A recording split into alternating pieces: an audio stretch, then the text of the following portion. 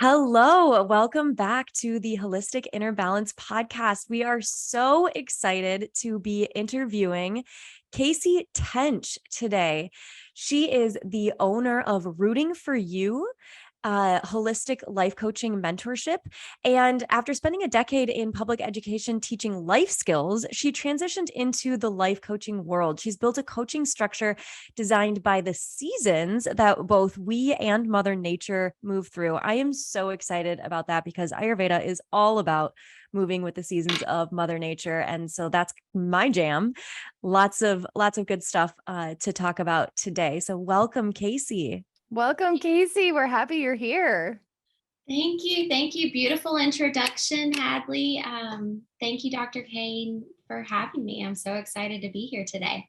It's lovely that Hadley, you dialed right in on the seasons and this rhythm that we go through with life. In fact, yesterday I was just talking to a client about seed cycling and how seed cycling, if you compare that with the lunar cycle, how that can be a really effective way to start to naturally get your body and your hormones into a natural rhythm. And so I'm really eager to learn more about that particular aspect of the work that you do. And so what I'd love to know is tell me about you. Tell me your story. Okay.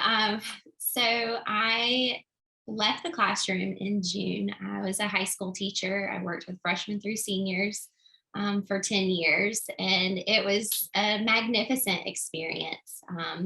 But I began to experience some extreme burnout, and I just had this knowing that it was time to do something different.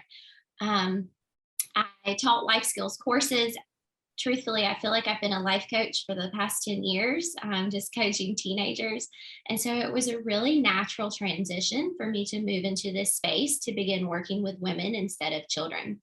I have been diagnosed with a number of different chronic illnesses. And so I've been navigating through each of those while also teaching.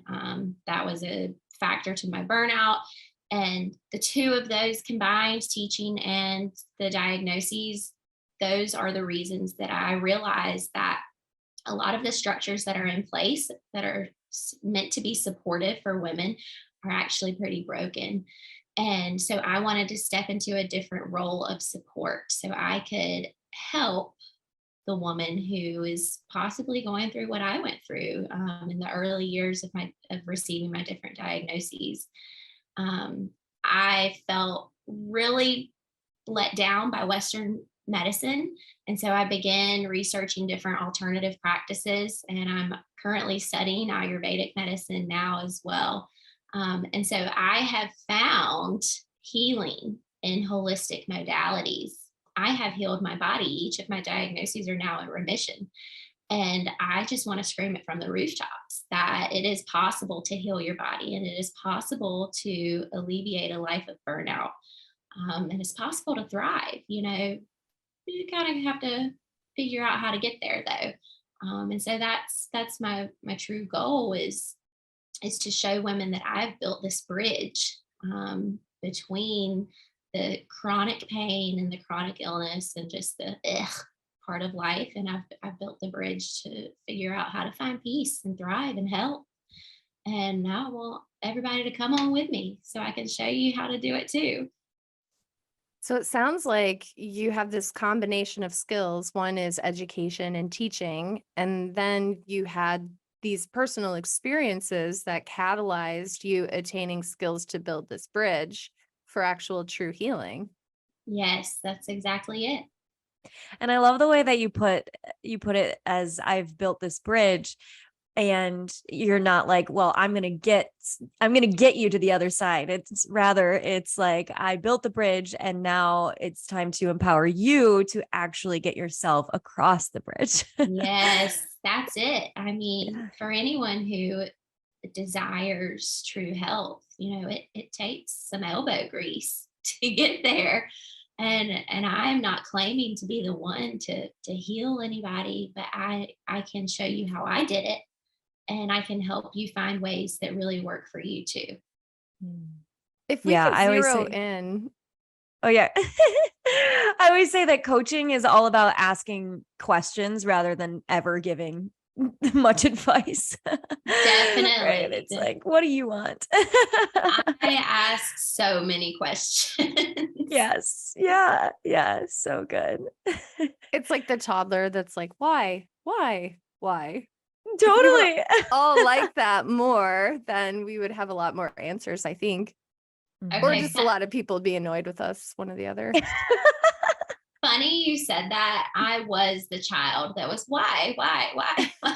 And I drove my parents crazy. And the irony has not missed me now that it's my career to ask why a million times. I love that.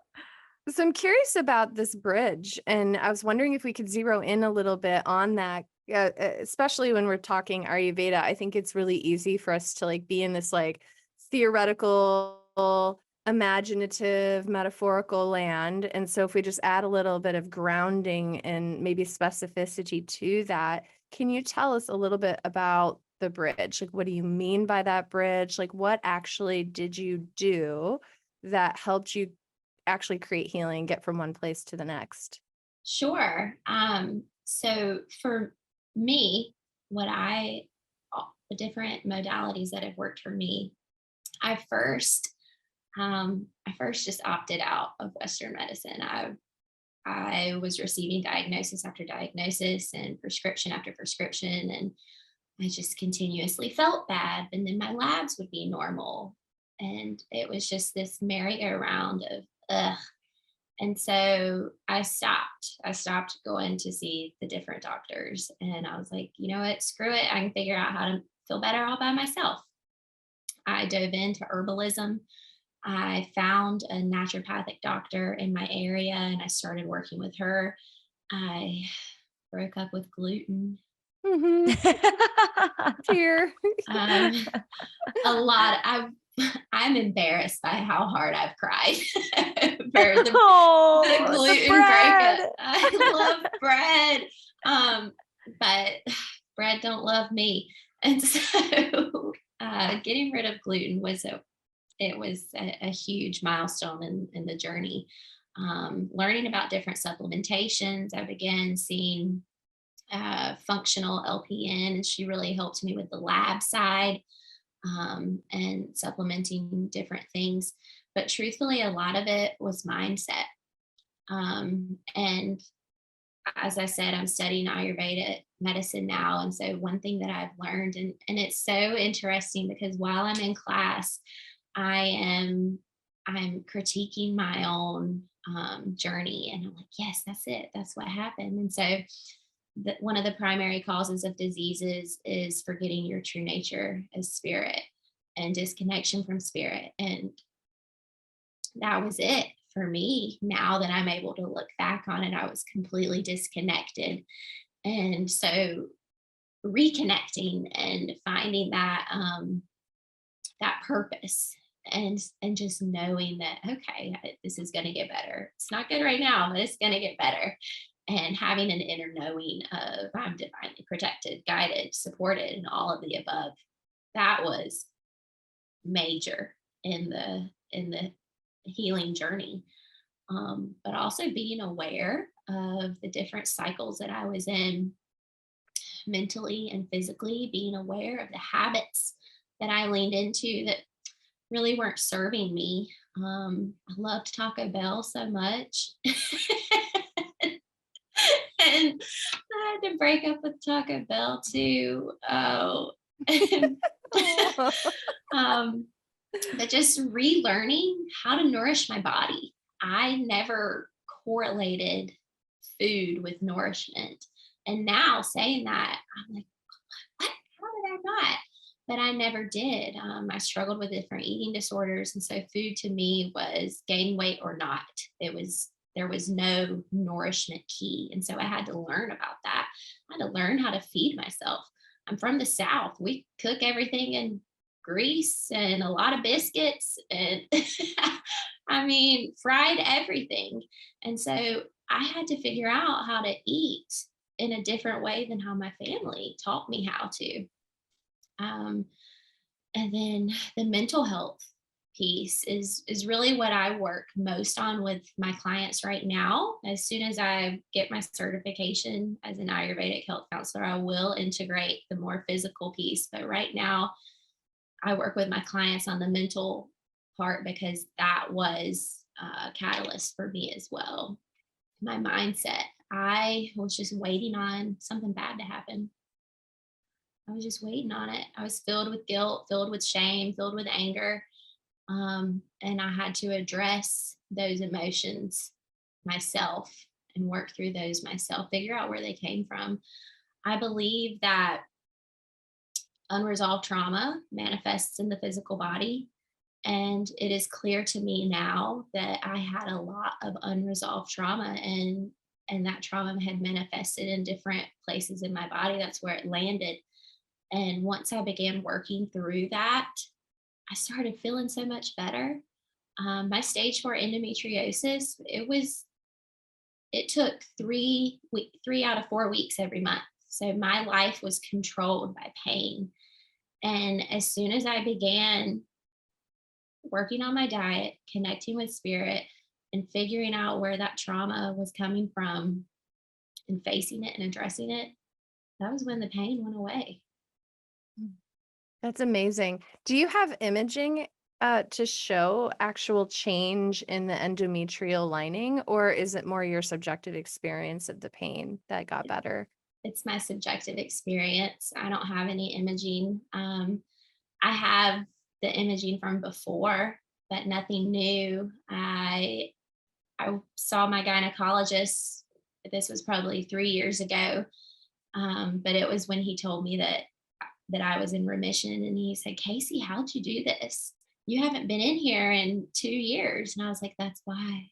That's how I did it." That's a mic drop moment, that right there. Like, Yeah. that's why. Yeah, and he was amazed, and he said, "Congratulations." He told the whole office, and he was like, when I told him I wanted to come off of the depot shot, he told me that he did not support me in my decision, that he did not think it was a good idea. At that time, he said, pregnancy, Lupron, depot, hysterectomy. This is what you can do to manage your pain for the rest of your life. And I was like, I don't like any of that. I'm going to figure something else out. And so I went on a 2-year hiatus, worked on myself, went back for an exam, and he told me I was in remission. And I said, I knew that I could do it. And he was like, "I'll be honest with you, I did not think you could, but now I know that it is possible." I have to Mm. celebrate you attaining victory over the nocebo effect. And I think that's really amazing. And I just honor you so much for that. A Thank lot of us you. have heard about the placebo effect, where we will something to work by just sheer belief that it will work. But the nocebo is equally powerful, where we're told that something won't work, and then we can will ourselves into not responding. And you're kind of describing this experience with your clinicians where they're like, these are your only options, is this, or this. And like, really, it's pretty likely that you're just going to need a hysterectomy. And I do hear that from a lot of embryo warriors.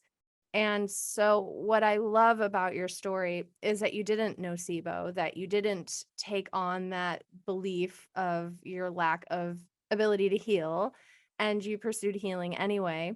And thankfully you have a wonderful end to your story of healing of the endo. Like, you're in remission. That's wonderful. Not everybody is able to attain that. So it's really a victory for you. And so, but I think a huge part of it, like you said, is mindset, where you didn't let that be the end of your story. Yeah, I just knew. I was 25 whenever this was happening, and I knew I'm too young. I'm too young for a hysterectomy. I don't want to get pregnant. I'm not interested in becoming a mother right now. And I have a background in child development, and I was like, also, that's not a reason to have a child. And so that was something, and I was like, and put my body into false menopause. What? I don't want to do that either. and the depot shot, I tried the depot shot for probably 6 to 9 months. And I was in debilitating pain still. It wasn't working for me. And so it just, to me, none of it made sense. The advice that I was being given did not make sense to me. And so I opted out of it until I could find something that made sense. And coming home into my body, living cyclically, learning about my womb, that has made so much sense. And so that is what I have found support in. I love how you say, coming home into your body. It's svastha, right? It's the Yeah. being seated in the self. It's basically what health is in Ayurveda. That's so Yeah. cool. So you've talked a little bit about rebirth, and I wanted to just ask you a little bit about that. Why, you know, why you mention that you kind of help people come to a rebirth within your program. Yeah. So rebirth is something, whenever I figured out that I'm going to name my roadmap the Rebirth Roadmap, I was like, yes, this is it. Because I have rebirthed fully. I am not who you're meeting today is not who I was 5 years ago, certainly not who I was 10 years ago. And so I have this deep-seated belief that we have this magnificent ability to reinvent ourselves, to fully rebirth. I was at a place riddled with chronic illness, and I was miserable in my life, miserable in my career. My dad had just passed away. And so I was in this really existential space of, what is this? Why are we here? What is, what is the whole purpose? And that ties back into the spiritual piece too. But I realized that I rebirthed during that time. I didn't know it at the time. It's taken years of contemplation to figure this out, but I was rebirthing. I went into a cocoon and I came out a completely transformed individual. I believe, though, that rebirth doesn't have to be this 7-year span event. I believe that we can rebirth every Monday, at the beginning of every week. We can rebirth every day. You know, if yesterday was trash, throw it away. We can start over today. As women, we have the magnificent ability to rebirth every single month. The first day that we're finished bleeding, it's a rebirth. We have decayed the last month and we can start anew. And so I feel kindred to the term rebirth because I like having that knowing, and I like having the power that I can be different today than how I was yesterday. I can make tomorrow a whole brand new thing. It doesn't have to be like it was today. It's empowering to me to know that I can create what I desire instead of just kind of working with the life that I've been given. That's what I was doing when I was ill, is I was navigating through the life that was given to me. Now, today, I'm creating my own life. I'm creating my own future. I'm not doing anything that was given to me. I'm making it all myself. That is a rebirth to me. Can you tell us a little bit more about how you do that? So I imagine that there's somebody listening to this conversation that's like, all right, I got my notepad and paper out. Like, what do I do? What's next? So to me, again, it goes back to mindset. Being aware of your reactivity is important, I believe. I was a highly reactive individual. It took nothing for me to snap on somebody, and so I have learned Lots of pitta going on there. Oh, I'm like I feel almost you. all pitta. Like I get sweaty all the time. I mean, it's everything. Pink skin. But I have realized that we can't control what happens in life. We cannot control the things that are going on outside. We can control how we respond to it. We can control how we react to it. If there is something happening that we don't enjoy, we can control choosing that again. If there's an interaction with a person and being around someone stresses me out or makes me feel uncomfortable or causes me anxiety, I don't have to be around that person again. If I'm unhappy in my career, I don't have to stay there until retirement because that's what I went to school to do. I can change. And obviously it's scary to do something totally different, but that's something that we have the power to do. We have the power to make our own decisions. Is it terrifying to do something different? Oh, yeah. But is it worth it? To me, yes, it is. So if someone's listening to this conversation, maybe that first thing you can write down is to ask yourself, is there anything in my life that may be serving as an obstacle to transformation? Yeah. Or am I in a relationship where the other person is an antagonist in my joy, an antagonist in my story? Is my job giving me life, or does it feel like it's draining my soul? Am I getting time to fill my cup? And what are those things that fill my cup, and how can I be mindful about doing that? And so as you're listening to what Kasey's describing, is stop and maybe even hit pause on this podcast and write those things down so that you can start to identify what might need to change in your life, what might be getting in the way of you truly transforming and rebirthing, as Kasey says. Yeah. And this just reminded me, I subscribe to intuitive eating. It is something that I believe is powerful. It helped me heal from a number of eating disorders. Intuitive eating is listening to your body when you're hungry and really eating what you want. I know it works because when I first started it, I went to Taco Bell. I was like, okay, I can eat what I want. Taco Bell. I went to Taco Bell. I had one bite and then I didn't want it. I had one sip of the Baja Blast and I didn't chug it. And I was like, okay, this is magic right here. But that concept, I share that in my client sessions. My clients think that I'm going to tell them that they have to stop vaping or they have to stop drinking. They have to stop with their binge eating. And there's none of that. I suggest to them, do whatever it is that you want to do and then listen to your body afterwards.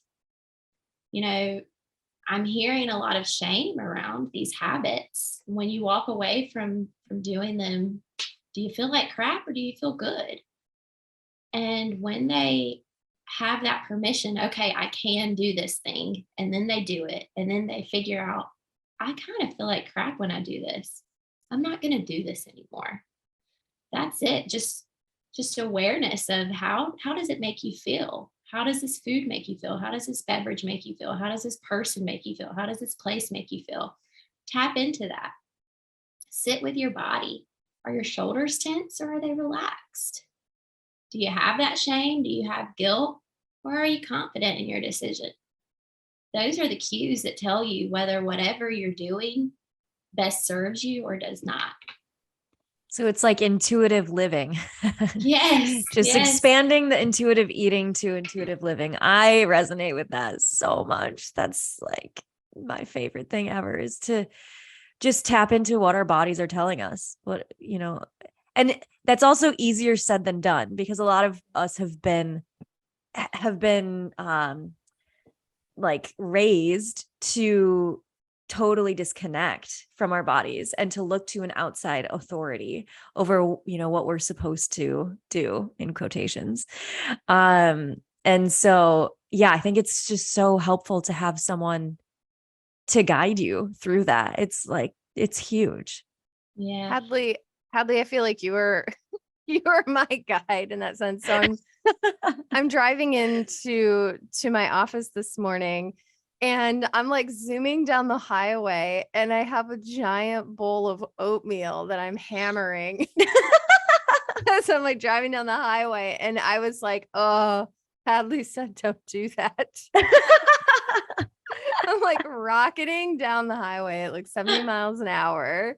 And I'm like, Vata, vata, vata, vata. right? And I'm just like shoving oatmeal into my mouth and like listening to the radio. And I'm like, oh my gosh, my guru Hadley would be laughing and shaking her head.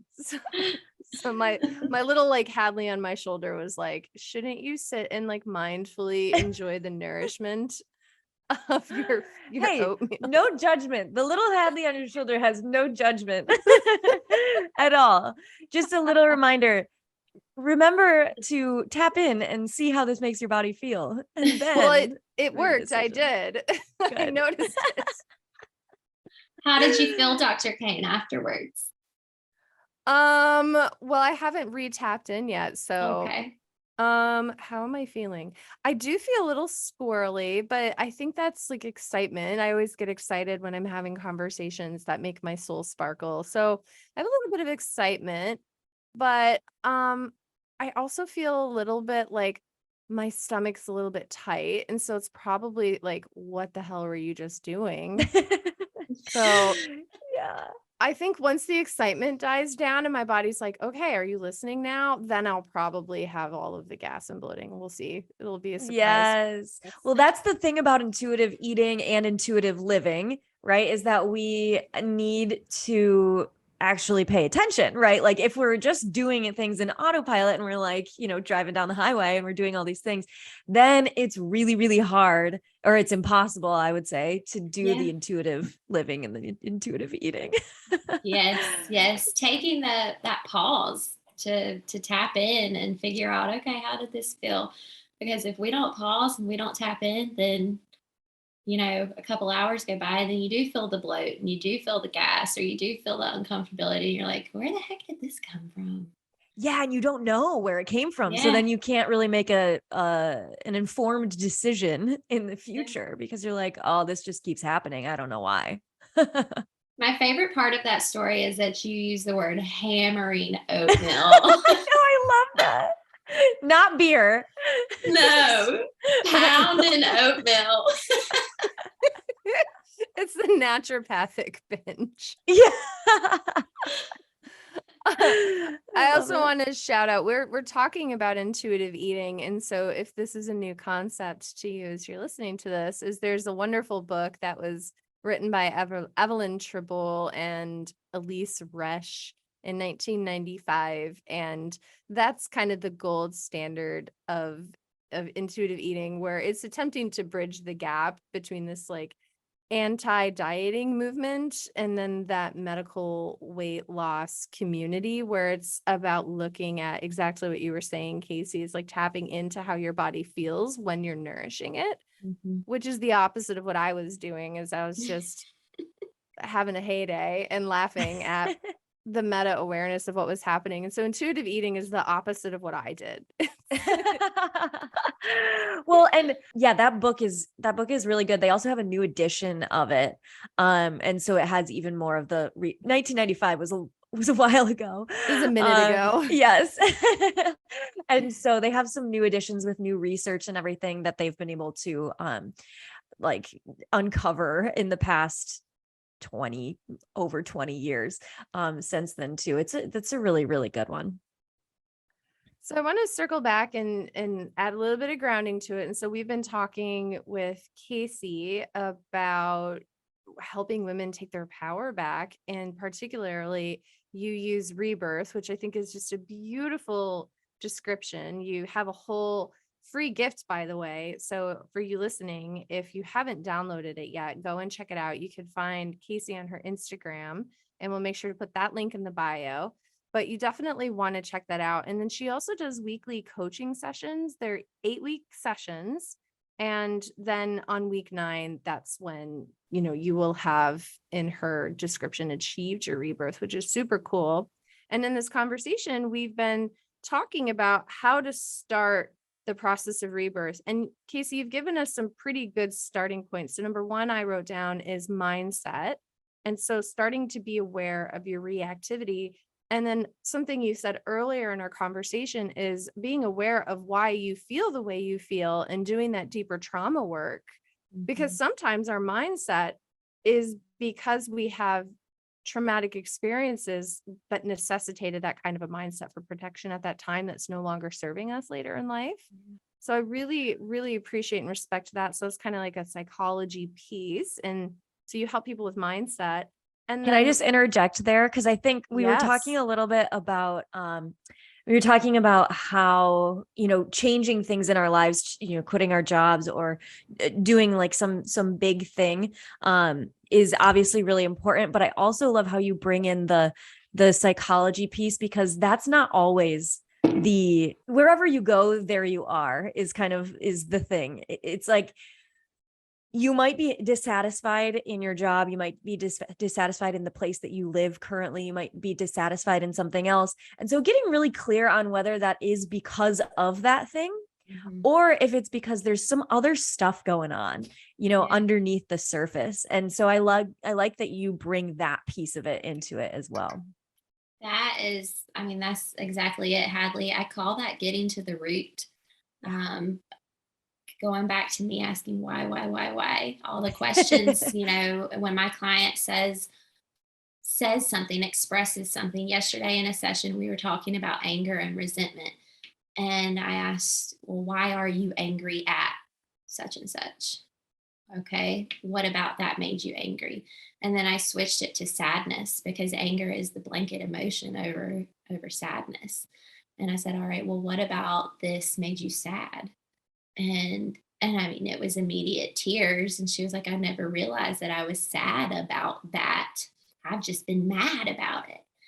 And so just asking, okay, well, what about that? What about that? What about this? My clients, they get to their own root. They're just guided there through my different questionings.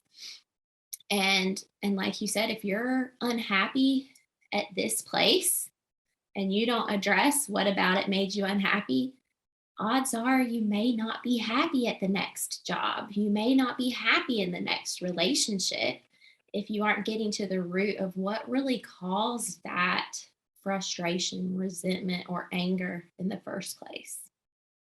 So good. that's interesting. I hadn't heard that anger is the blanket over sadness. That's interesting. Yeah, and resentment is the blanket over jealousy. Oh Where yeah. you sound like you're Yes. you sound like you're quoting, like the way you said that was like so eloquently, beautifully quoted. Where can I learn more? I want to read more about that. Um, Honestly, Brene Brown made my brain explode when she Yeah. dove into the different emotions. Mm-hmm. I've learned a lot from her. And so I would Love start her. there. Atlas of the Heart. Oh my gosh. Oh, that's the one that I haven't read. I think I've read every other book, but that's the new one that she just Yes. released, right? So yeah, I gotta read that Yes. one. It's magnificent. We'll And add that to our list. Yes, yes. we're giving all the book recs today. Wonderful. Wonderful. Awesome. I'm also really curious about you had mentioned before we started recording, you mentioned linguistics and how linguistics play into the healing journey. And I just wanted to ask about that because I'm a big language like nerd. So I would love to hear a little bit more about that. Okay. So I received my coaching certification in NLP, neuro linguistics programming. And so that really kicked off, I guess, my desire to learn more about linguistics and the role that linguistics plays. But the words that we use, they help really create how we view and think and see and live. And so the one word that I work on a lot with my clients is the word should. The word should. The word should carries the energetics of shame. And so when I say, I really should have said this, I really should have done that, then I feel like shit about myself because I feel shameful that I did not do that. And so if someone says, I should have worked out this morning, I should have sat down and ate my oatmeal instead of eating it on the highway. Then you feel bad. That's counterproductive. Let's change that word should to did you want to? Is that what you wanted to do? Did you want to work out this morning? Oh, you didn't? Okay. Well, you didn't want to work out, so you didn't. You honored that. And that very minuscule flip all of a sudden removes all the shame off of your shoulders. Shouldn't. Okay. I don't want to. I didn't want to.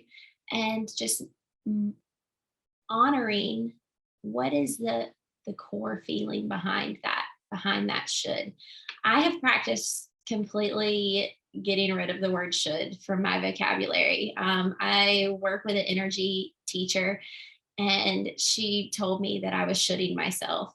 Yes, I always say stop shoulding all over yourself.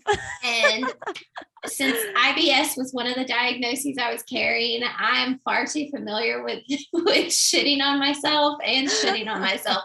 So I'm not doing either of those anymore. And I also, after learning that, when I share it with other people, I share that there's plenty of people in my life that try to throw shame on me. My mom's favorite thing to say is shame on you. I will not shame on myself, should on myself. I'm not doing it anymore. And I really encourage people that I work with to do that as well. Another word, tying back into the linguistics, a word that I like to use is desire. What do you desire? What, out of this conversation, what do I desire you to walk away with? What do I desire from my career? What do I desire when I eat? What do I desire when I connect with my husband?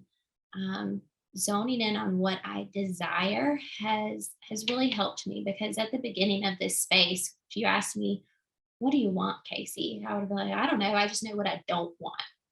Okay, well, I mean, that's nice, but how can you really envision your goals and your dreams if you don't know what it is that you do want, that you do desire? And so I've practiced, instead of saying what I don't want, I practice saying what I actually do desire. I claim that. I believe that, back into the mindset, I believe that what we view in life is precisely what we're going to receive. What we believe is going to happen is what we receive. If we believe when we wake up, today is going to suck, I believe that it's actually going to suck. If I wake up and I believe that today is going to be full of purpose, then that is what I'm going to receive. I believe that in my relationships. I believe it when I go run errands. If I think there's going to be a ton of traffic and it's going to be a pain in the butt, that's what I'm going to be given. But if I believe it's going to be a quick, speedy 15-minute errand run, then I see that is what I receive. And I think this goes into linguistics and mindset. The words that I use to describe the experiences that I desire. I love it. Yeah, words matter. Words matter a lot. They matter for how we believe. They matter for how we impact other people too. And yeah, I think I just love that you bring in the very intentionally bring in the linguistics piece of it, because it is so important to change our language. I talk a lot about like the language that we use around food, and that plays into diet culture, and that we don't realize that we even do, but it reflects, it's kind of a give and take. It's like our language reflects what we believe, and then also what we believe like reflects our language. And so if we can change our language, even if we don't quite fully believe it yet, it's like it gets us on the road to actually changing that belief. So that's so Definitely. good. Yeah, definitely. It's a building block. And just like anything, it takes a little practice. Takes a couple workout sessions to get that muscle memory, and changing your words, changing your beliefs. A lot of people I know that whenever I was at the beginning of this journey with my chronic illness and miserable in different scenarios, my mindset was life sucks. Life is going to be hard. This is how it is. That was how I viewed it. And that was exactly what I was receiving. And I had to figure out how to flip that so then I could see a transformation. I could see healing.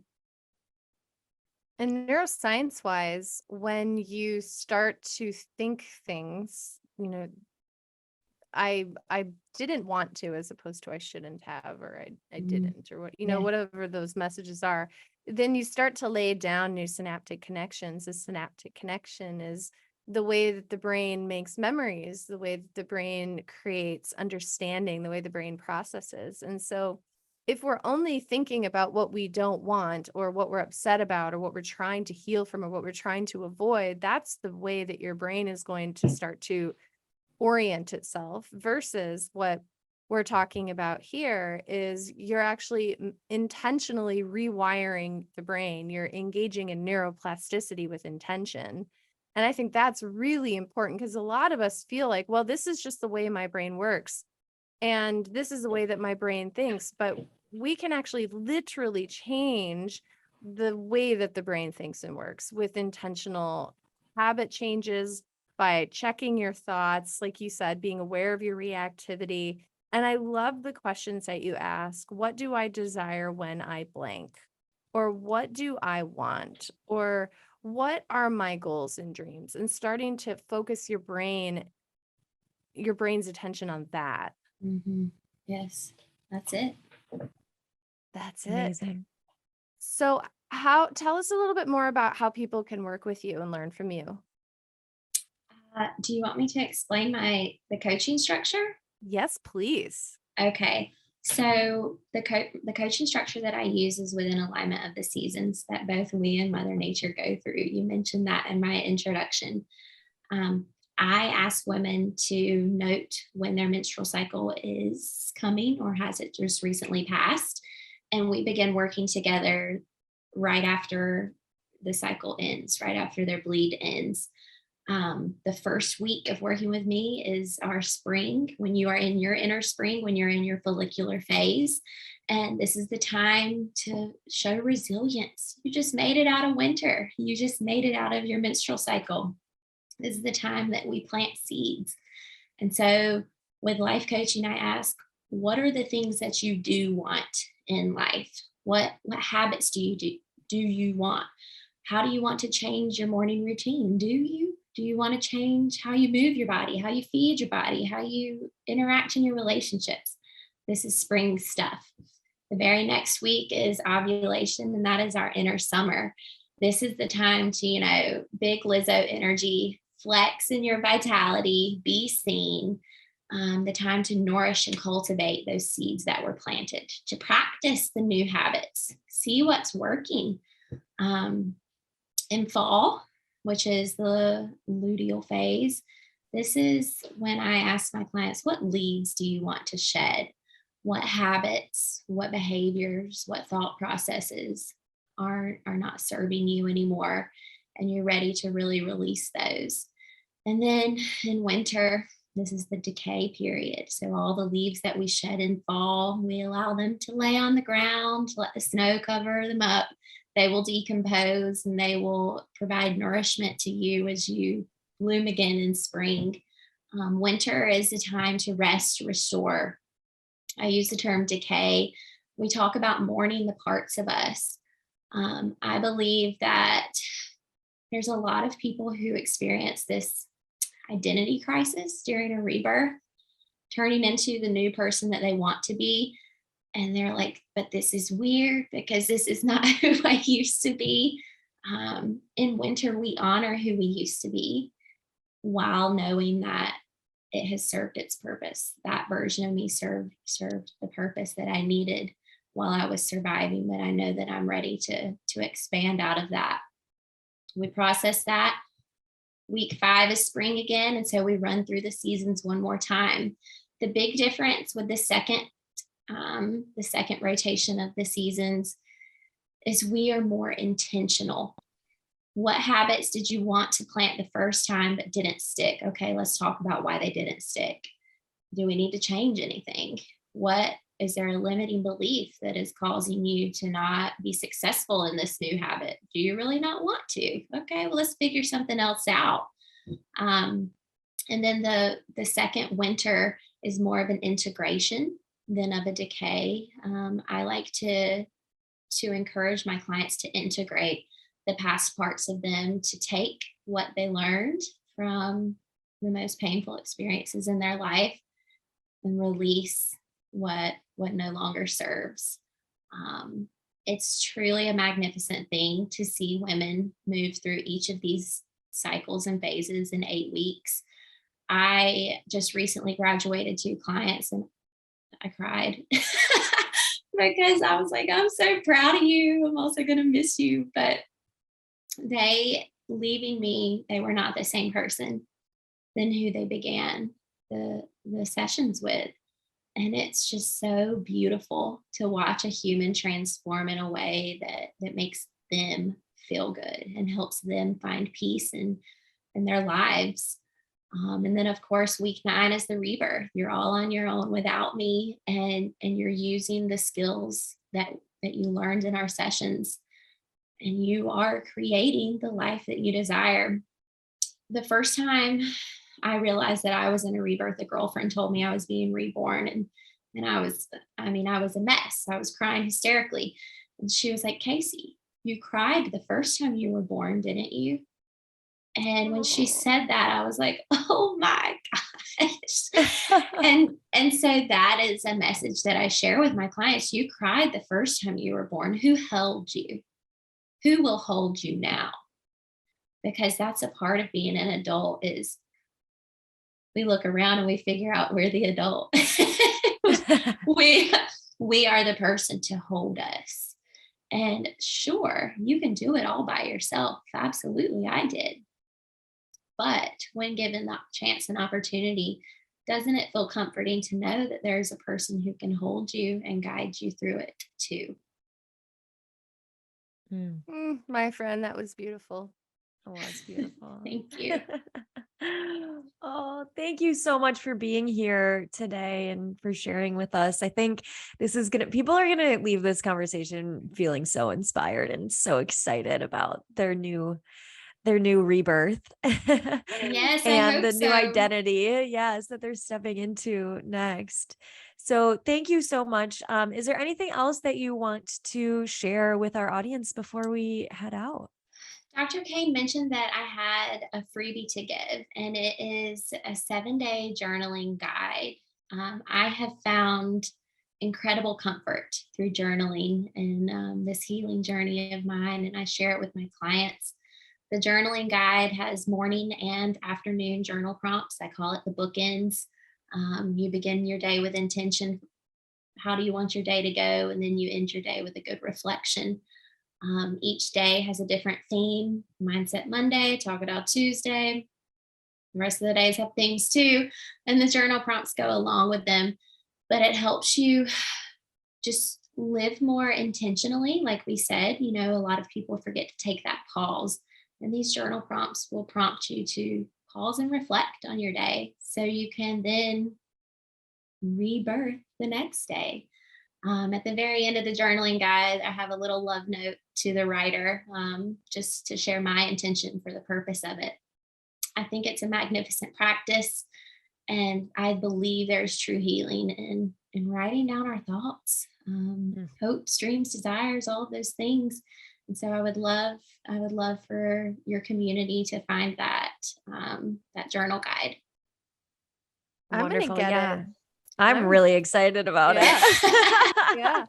It'd be cool too to look back after doing the rebirth and seeing the change in the journaling from when you started through the end of the process, which is a continual process of rebirth. Like you said, every single day we wake up, we could be reborn. Yeah. And so I love that in terms of like the actual therapeutic processing, but then also like, wow, look how far I've come. Yes, yes.